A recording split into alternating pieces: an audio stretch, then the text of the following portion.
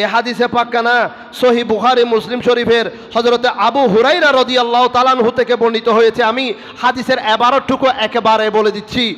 خلق الله عز وجل آدم على صورته طوله 60 ذراعا فلما خلقه قال اذهب فسلم على أولئك النفر وهم نفر من الملائكة جلوس فاستمع ما يجيبونك فإنها تحيتك وتحية ذريتك قال فاذهب فقال السلام عليكم فقالوا السلام عليك ورحمة الله قال فزادوه ورحمة الله فرستقون فزادوه ওয়ারাহমাতুল্লাহ শব্দ বৃদ্ধি করলেন ওয়ারাহমাতুল্লাহ ক্বালা ফাকুল্লু মান ইয়াদখুলুল জান্নাতা আলা সূরাতি আদম ওয়া তুলুহু 60 যিরাআন ফালাম ইয়াজালিল খালকু ইয়ানকুসু বা'দাহু হাত্তাল আন। সুবহানাল্লাহ। প্রিয় হাজিরিন, আল্লাহ রাব্বুল আলামিন যখন ওই ফেরেশতার দলের দিকে দেখিয়ে দিলেন, এই দেখো হযরত আদম আলাইহিস সালাম ওই ফেরেশতার দল বসে আছে, তাদেরকে গিয়ে আসসালামু আলাইকুম বলবে, তাদেরকে গিয়ে কি বলবে? আসসালামু আলাইকুম বলবে। তারপরে দেখবে তারা কি উত্তর দেয়। সুবহানাল্লাহ। আল্লাহ শিক্ষা দিচ্ছেন, ওই ফেরেশতার দলকে গিয়ে আগে সালাম দিবে, সালাম দেওয়ার পর শুনবে ওই ফেরেশতার দল আপনাকে কি সালামের উত্তর কেমন করে দেয়, কিভাবে দেয়। যে সালামের উত্তর যেটা দিবে সেটা, হে আদম আলাইহিস সালাম, আপনার সন্তান সন্ততি, আপনার আওলাদ, আপনার ওয়ারিসদের, আপনার সন্তানদের জন্য এটা সালামের জবাব হবে, সালাম বিনিময় করা, অভিবাদন জানানোর একটা উত্তম মাধ্যম হবে। সুবহানাল্লাহ। প্রিয় হাজিরিন, সালাম কিন্তু আমার নবী থেকে আসে নাই। সালাম আদম আলাইহিস সালাম মানে লক্ষ লক্ষ নবী দুনিয়ার জমিনে এসেছেন।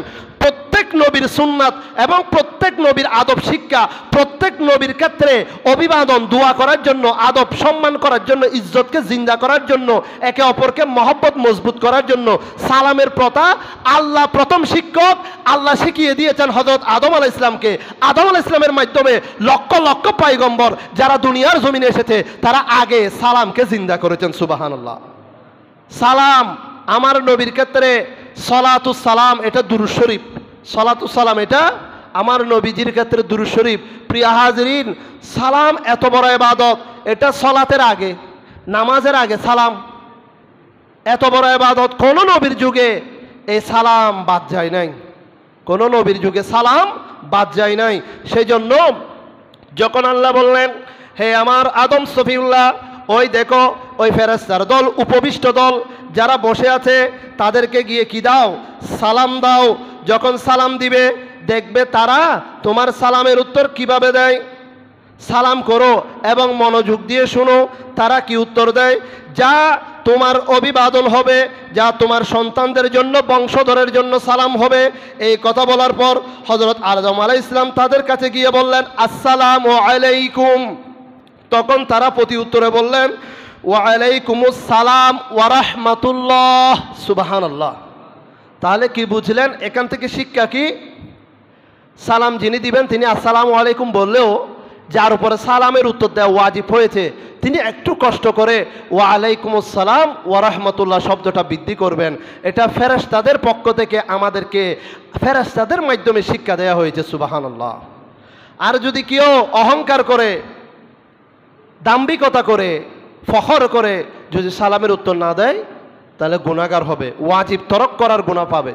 ওয়াজিব তরক করলে যে গুনাহ, সালামের উত্তর না দেওয়ার তেমন গুনাহ।